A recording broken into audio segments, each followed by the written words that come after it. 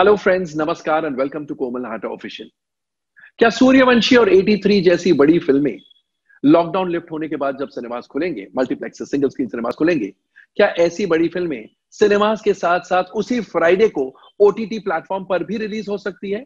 There is a possibility. देखते रहिए ये वीडियो जहां पर हम ये बताने वाले हैं कि मल्टीप्लेक्स और सिंगल स्क्रीन सिनेमास को लॉकडाउन लिफ्ट होने के बाद और किन किन मुसीबतों का सामना करना पड़ेगा vis-a-vis their contracts with producers and distributors.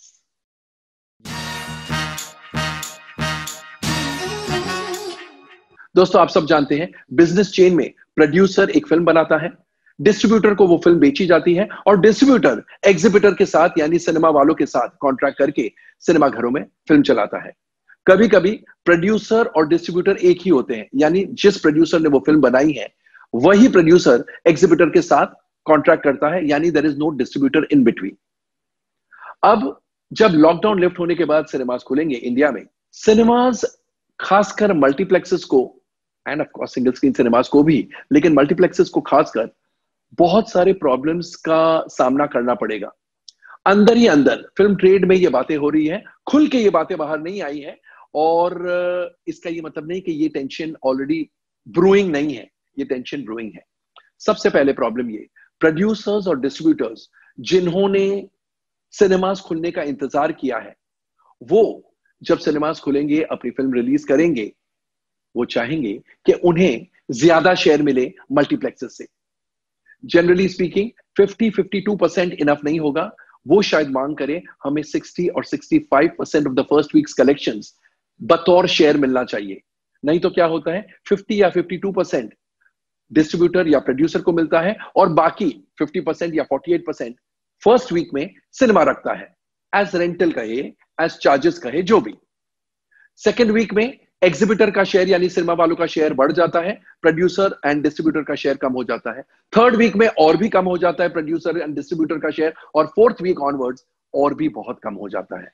अब क्योंकि कुछ प्रोड्यूसर्स हैं जिन्होंने ओटीटी के दरवाजे नहीं खटखटाए, उनकी फिल्मों का प्रीमियर उन्होंने ओटीटी पर नहीं किया, किसी भी स्ट्रीमिंग प्लेटफॉर्म पर नहीं किया, वो कहेंगे हम सॉलिडारिटी में आपके साथ खड़े रहे, रिटर्न में कम से कम हमें ज्यादा शेयर मिलना चाहिए। अब मल्टीप्लेक्स चेन्स इस बात से सहमत होते हैं या नहीं होते हैं, ये तो देखने वाली बात है, लेकिन ये टेंशन उन्हें फेस करना पड़ेगा।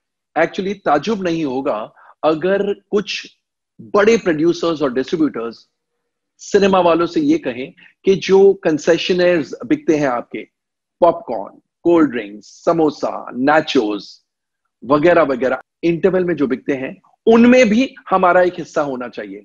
आज तक किसी ने नहीं मांगा है, लेकिन अब ये ट्राइंग सर्कमस्टेंसेस है, ये एक्स्ट्रा ऑर्डिनरी सिचुएशन से हम गुजर रहे हैं और गुजरे हैं।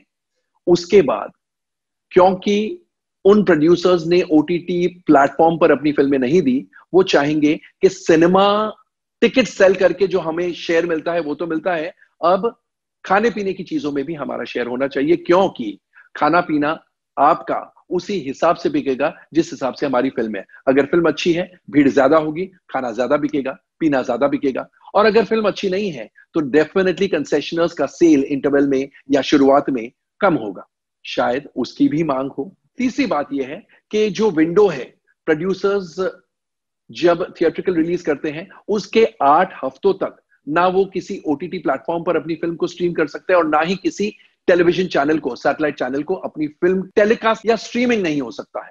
अब प्रोड्यूसर्स और डिस्ट्रीब्यूटर्स, खासकर बड़ी फिल्मों के, वो चाहेंगे कि ये विंडो 8 हफ्तों का कम करो, क्योंकि सब जानते हैं कि इतनी आसानी से पब्लिक सिनेमा घर तक नहीं आने वाली है।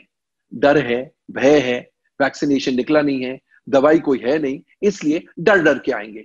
और डर डर के आएंगे, इसका ये मतलब है जो प्रोड्यूसर्स ने सिनेमास खुलने का इंतजार किया है, उनकी इनकम, उनके रेवेन्यूज कम होने वाले हैं। बिकॉज कहां 100% भीड़ और कहां 20 and 30% भीड़। वैसे भी seating because of hygiene and sanitation SOPs जो इश्यू होने वाले हैं एंड हो चुके हैं, उनके मुताबिक 100% कैपेसिटी के सिनेमाज नहीं चल सकते हैं। सिनेमाज की कैपेसिटी या तो 33% या 25% या 40% या 50%, जो भी गवर्नमेंट आदेश देती है उसके अनुसार होगा। तो सीटिंग अगर कम है, प्रोड्यूसर्स और डिस्ट्रीब्यूटर्स कहेंगे हम तो रुके आपके लिए, अब इतने कम में हमारा पेट नहीं भरेगा, हमारा कॉस्ट भी रिकवर नहीं होगा, इसलिए 2 या 4 हफ्तों बाद हमें ये राइट होना चाहिए कि हम या तो ओटीटी प्लेटफॉर्म पर स्ट्रीम करें या कोई सैटेलाइट चैनल पर टेलीकास्ट करें, क्योंकि जितनी जल्दी टेलीकास्ट राइट्स इफेक्टिव होते हैं या स्ट्रीमिंग राइट्स इफेक्टिव होते हैं, उतना ही ज्यादा पैसा वो सैटेलाइट चैनल या ओटीटी प्लेटफॉर्म प्रोड्यूसर को देता है।